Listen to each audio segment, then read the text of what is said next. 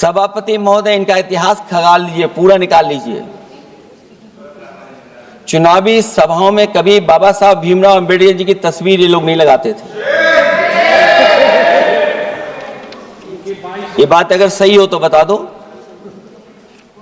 और ये तस्वीर कब लगाना शुरू किए? इनका एक सहयोगी साथी संगठन, जिस समय समाजवादी पार्टी और बहुजन समाज पार्टी ने मिलकर के इन्हें उत्तर प्रदेश में हरा दिया था, उसी दिन के बाद से बाबा साहब भीमराव अंबेडकर की प्रतिमा और तस्वीर लगाने लगे। आदरणीय सभापति महोदय, मैं आपका धन्यवाद देता हूं कि इस ऐतिहासिक चर्चा जो 150वीं वर्ष में हो रही है, उसमें मुझे बोलने का मौका मिल रहा है। वंदे मातरम के आज हम 150वें वर्ष के बाद दोबारा हम लोग इस सदन में याद कर रहे हैं, और हमें गर्व है इस बात का कि हम लोग इस समय पर बंकिम चंद्र चट्टोपाध्याय जी को भी याद करें, जिन्होंने इतना शानदार और ऐसा राष्ट्र को गीत देके गए हैं, जिस गीत ने लाखों लाख लोगों को जागरूक किया, उनके बीच उत्साह भरा। और आजादी के उस समय पर, जिस समय अंग्रेजों के खिलाफ लड़ाई लड़ी जा रही थी, वंदे मातरम हमें ऊर्जा देता था, हमें ताकत देता था, हमें एकजुट कर करके अंग्रेजों के खिलाफ लड़ने का एक माध्यम बनाता था। वो वंदे मातरम के गाने पर आज जब 150 वर्ष हो रहे हैं, मुझे बोलने का मौका मिला, इसके लिए मैं आपका बहुत बहुत आभार और धन्यवाद देता हूं। ये वंदे मातरम जिस तरह के हमारे पूर्व में कांग्रेस पार्टी के नेता गौरव गोगोई ने जो बात रखी, उस भावना से जोड़ता हुआ और वंदे मातरम की भावना से जुड़ता हुआ,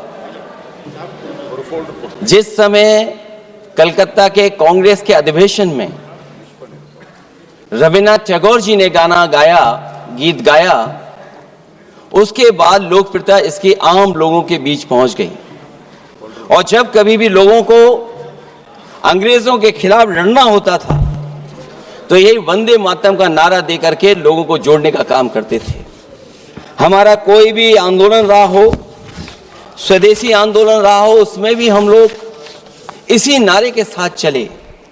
वंदे मातरम को लेकर के हम लोग इतना देश को एकजुट कर दिए कि अंग्रेज घबराने लगे। और जब अंग्रेज घबराने लगे, तो जहां कहीं भी वो देखते थे कि ये नारा लग रहा है, वहां पर देशद्रोही का कानून लगाकर लोगों को जेल भेज देते। ये भी इतिहास है कि जिस समय बंगाल में बच्चों ने गाना गाया, इस गीत को अपने क्लासरूम में गाया, उस समय भी अंग्रेजों ने उनके खिलाफ मुकदमा लगा के उन्हें जेल भेजने का काम किया। ये वंदे मातरम अंग्रेजों ने बैन भी कर दिया। 1905 से लेकर के 1908 तक बैन कर दिया गया, और बैन के बाद भी लोग माने नहीं, हमारे क्रांतिकारी लोग माने नहीं, और वंदे मातरम को हमेशा उन्होंने अपने दिल और दिमाग में रखा और जनता के बीच में इस आंदोलन को आगे बढ़ाते रहे। सभापति महोदय, जो हमारे सत्ता पक्ष के लोग हैं, वो हर चीज को ओन करना चाहते हैं। ये 150वें वर्ष में जो हम वंदे मातरम याद कर रहे हैं, बंकिम चंद्र चट्टोपाध्याय जी को हम याद कर रहे हैं कि उन्होंने इतना महान गीत हमें दिया है। सत्ता पक्ष के लोग समय समय पर हमें देखने को मिलता है कि जो महापुरुष उनके नहीं हैं, या जो चीज उनकी अच्छी नहीं है, उनको वो ओन करना चाहते हैं। 150वें वर्ष वंदे मातरम, मैं अभी वो बात कहूंगा, और मैं बात कहूंगा और हमारे मंत्री जी उसका जवाब देना।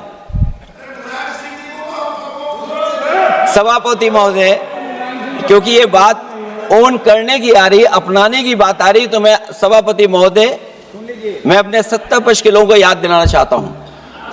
सत्ता पक्ष के लोगों की जो पार्टी आज है भारतीय जनता पार्टी, जिस समय गठन हो रहा था, हमारे मुंबई और महाराष्ट्र के लोग जानते होंगे कि जिस समय गठन की चर्चा थी, उस समय आपके जो अध्यक्ष चुने गए थे, उनको जो भाषण देना है उस पर भी बहस चल रही थी।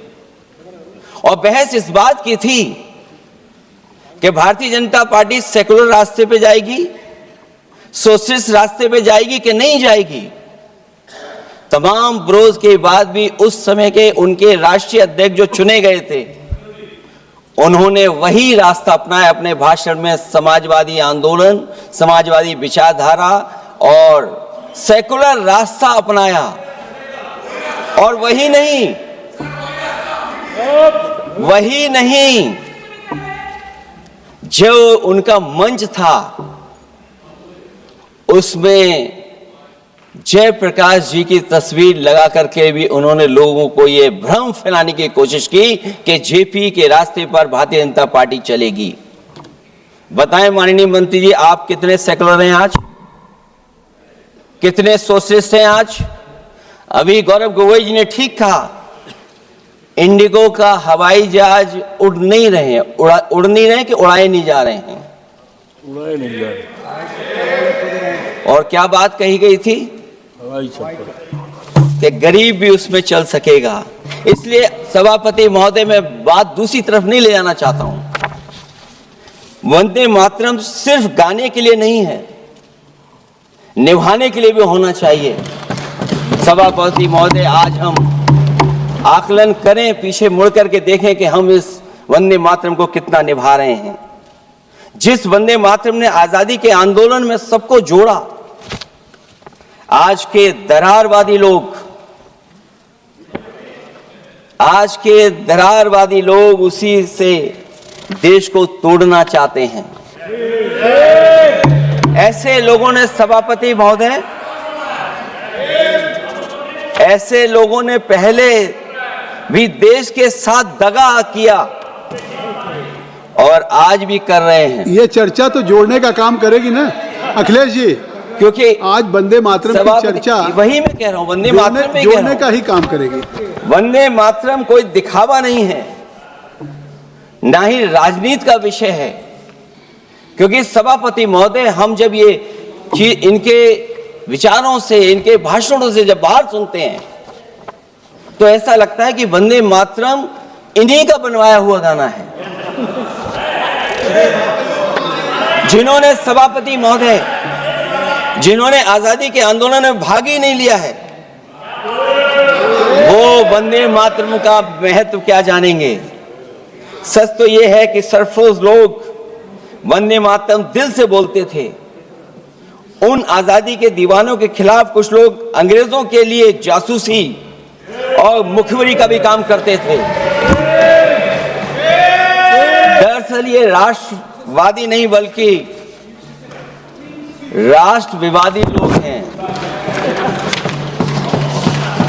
जहां विवाद करना हो, कभी अंग्रेज विवाद कर करके, डिवाइड कर करके, डिवीजन कर करके राज किया करते थे। सभापति महोदय, आज भी वही रास्ता कुछ लोग अपना रहे हैं। वो डिवीजन का रास्ता अपना रहे हैं, डिवाइड का रास्ता अपना रहे हैं, दरारवादी रास्ता अपना रहे हैं। इनका इतिहास खंगाला जाए कि इन्होंने आजादी के पहले और आजादी के बाद वंदे मातरम क्यों नहीं गाया। ये सभापति महोदय, आज जब हम वंदे मातरम पे इतनी चर्चा कर रहे हैं, जिस भाव से हम लोग यहाँ बैठे हैं, कम से कम ये भी खंगाला जाए इतिहास में कि वंदे मातरम कुछ लोगों ने कब गाया। उन मुखबरों से ये सवाल पूछा जाए कि स्वतंत्रता के बाद भी उन्होंने अपना गीत क्यों बनाया।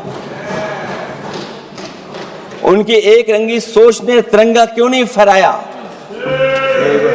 वंदे मातरम सियासत के झूठे राष्ट्रवादियों के लिए नहीं है, गलत लोगों की गलत मंशा पूरा देश समझता है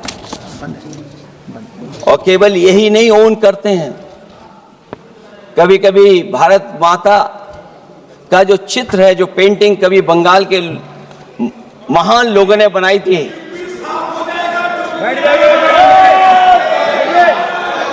सभापति महोदय इनको देख लीजिए, और फिर बैठ जाओ। सभापति महोदय, राजभर जी आप बैठिए, आपके नेता बोल रहे हैं। सभापति महोदय, वंदे मातरम का भाव ये भी था कि कम्युनल पॉलिटिक्स नहीं चलेगी और कम से कम हमारे उत्तर प्रदेश के साथियों ने कम्युनल पॉलिटिक्स को अंत किया है वहां पर जहां से कभी इन्होंने शुरू की थी। और सभापति महोदय, वंदे मातरम एक भाव के रूप में हमारे अंदर बसा है, चाहे उसके शब्द न याद हो, चाहे अर्थ न मालूम हो, चाहे पूरा याद न हो, उस सच्चे भारतीय के अंदर देश प्रेम की भावना जगाने के लिए इसके दो शब्द ही काफी हैं। जो सच में देश की एकता और अखंडता चाहते हैं, जो भाईचारे को बुनियाद मानते हैं, उनके लिए दो शब्द भी पर्याप्त हैं जो इस वंदे मातरम से हमें मिलते हैं।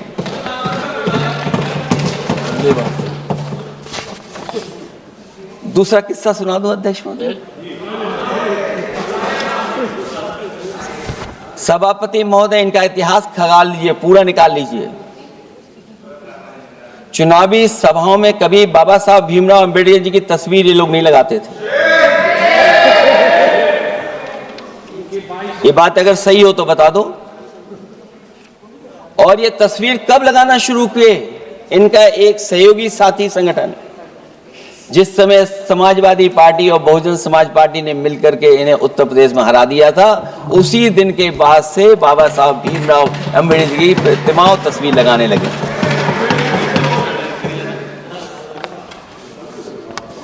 इसलिए सभापति महोदय, ये वंदे मातरम केवल गीत नहीं है, गीत के साथ साथ आज हमें ऊर्जा भी देता है। उस समय क्रांतिकारियों को ऊर्जा मिलती थी, एकजुटता का नारा था, हम साथ लेकर के चल रहे थे सबको, और देश के सभी लोगों ने जाति धर्म को भुला करके एक साथ मिलकर के वंदे मातरम के सहारे अंग्रेजों को भगाने का लगातार कोशिश की। और अंततः परिणाम ये हुआ कि जब देश जागा, वंदे मातरम के साथ साथ जय हिंद का नारा, इंकलाब जिंदाबाद का नारा लगा करके अंग्रेजों को इस देश से भगाने का काम किया।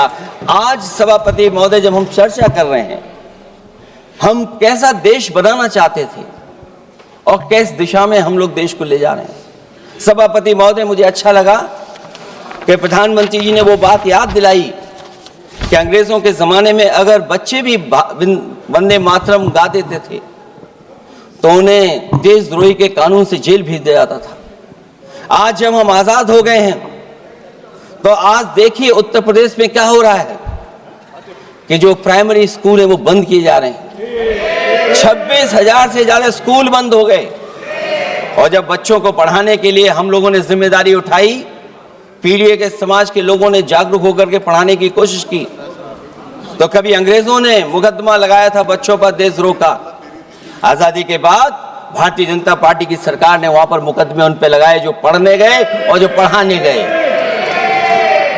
तो इसलिए वंदे मातरम का भाव जो था, उसी भाव से जुड़ करके हम सब मिल करके इस देश को और मजबूत करें। यही हमारी भावना है, यही हमारी सदस्यों की भावना है। जब हम 150वें वर्ष में याद कर रहे हैं तो वहीं हम ये याद करें कि जिस भावना से वंदे मातरम को हम लोगों ने देश के सामने गा गा करके अंग्रेजों को भगा दिया, ये देश कैसे मजबूत हो, एकजुट कैसे हो, बिना भेदभाव के, और संविधान से कैसे चलें, क्योंकि ये संविधान से ही मिला हुआ हमें गीत है। इसलिए इस गीत के माध्यम से हम किसी पर टिप्पणी और किसी पर थोपने की कोशिश न करें और न किसी पे दबाव बनाने की कोशिश करें। आपका सभापति जी का बहुत बहुत धन्यवाद।